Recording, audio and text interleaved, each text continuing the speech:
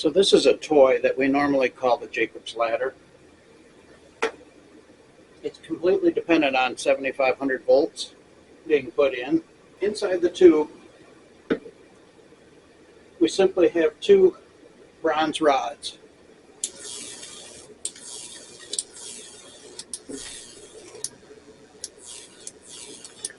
And as you see, we're narrow at the bottom, we're wide at the top.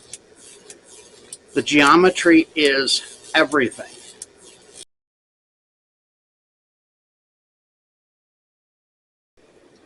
This is a 5,000 microfarad 55 volt capacitor.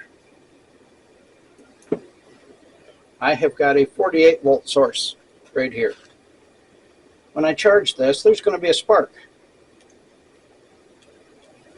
Not a big spark, but there was a spark.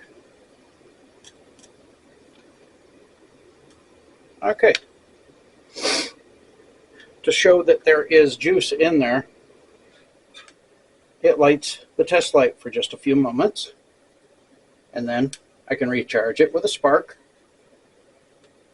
light the test light for a few seconds, charge it with a spark, light the test light, charge it with a spark, light the test light.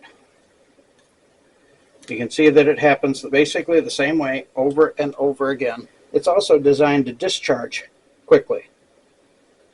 So if I hook the wire right to one of the terminals, I charge it with a spark, and I discharge it with a big spark. Charge it with a spark, discharge it with a much bigger spark. Small, big, small, big, small, big.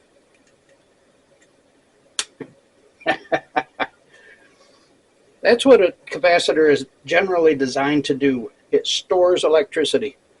It takes a very short amount of time to charge it, but it takes a lot less time to discharge it than it does to charge it. It's able to charge up and release that energy just about instantly, which is why we get a small spark and a big spark. So that's how an electrical capacitor is designed to store and discharge energy.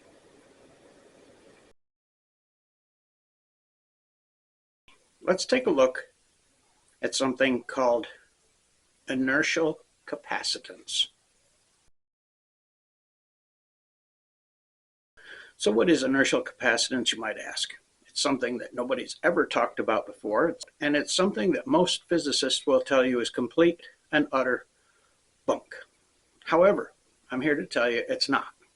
So what is an inertial capacitor? An inertial capacitor is something that can store inertia and release it quickly or slowly.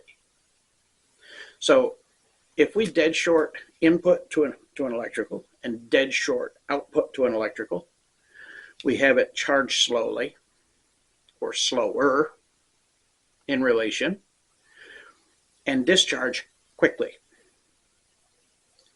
So it may take 3 to 5 milliseconds for it to charge, but it will discharge in less than 1 millisecond. Absolutely amazing. However, an inertial capacitor does exactly the opposite. It can charge up very quickly, depending on how much energy is being put in it, not electrical, kinetic. And then it can discharge it slowly.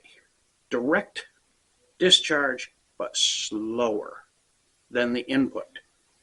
We can see this with flywheels, where we can store up a large amount of energy, and then we can put it to work and watch it wind down. That would be like putting a test light across here.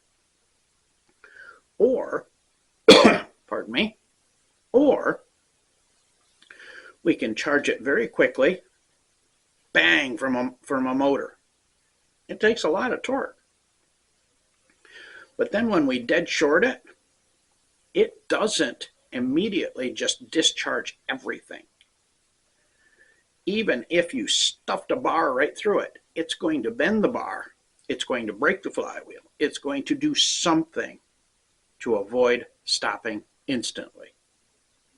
That's what we're going to deal with the propulsion systems that we're talking about. The pulsed inertial engine uses stored kinetic energy. It stores it up rapidly, and then it discharges it at a slower rate. And to amplify that, we can talk about one other thing that some people never even knew existed, but that's called a dead blow hammer. The whole idea with a dead blow hammer is if we have a hammer and we strike an object, when it hits, it tends to bounce back. We get a little bounce.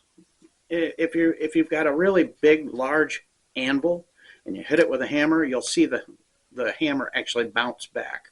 If you listen to the sound at a blacksmith shop, I know that there are videos online of blacksmiths. You'll hear ting, ting, ting, ting, ting, ting. That's because the hammer bounces. It bounces back before it's caught and corrected. A dead blow hammer, however, goes ting and just stops.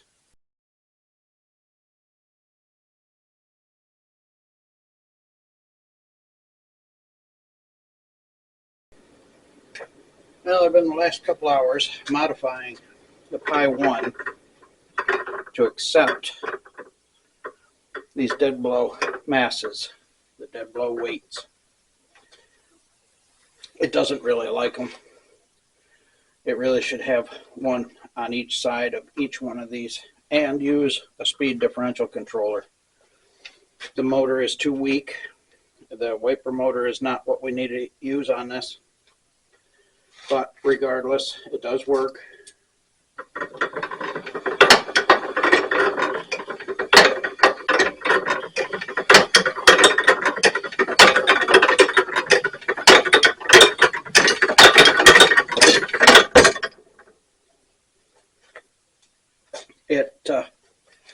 It has a lot of torque, a lot of power.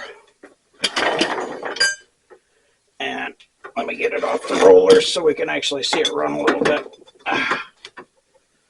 I'll have to probably hang on to it, but I can run it up to speed momentarily at least.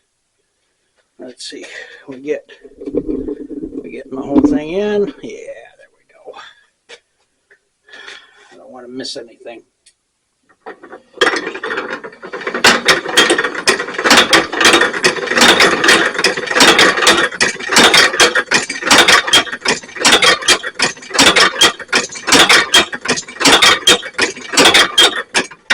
I didn't dare run it that fast when it was on the rollers, or it would have shot right off. So anyway, I can't run it that way very long. It's not meant to have these heavy masses on there. But this is what I'm talking about with the inertial capacitor. Rather than having a solid weight like this, these are actually the weights that were on these planet gears. Rather than having a solid weight like this, these weights are filled with shot about 3/4 of the way.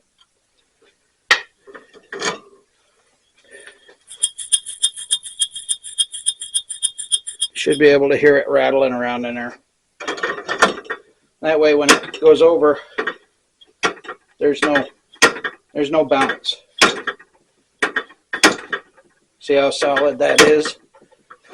Let me turn it so you can see the impact point right there. All right. Now I'm going to have to hold the gear so it doesn't move. Look at how solid that is. There's no bounce whatsoever to that. So that's it for now. I'm going to end up putting my Pi 1 back together the way it should be, just so that it's my original, it's my baby, it's the first. So we all remember our first of different things. So anyway, That's it for now.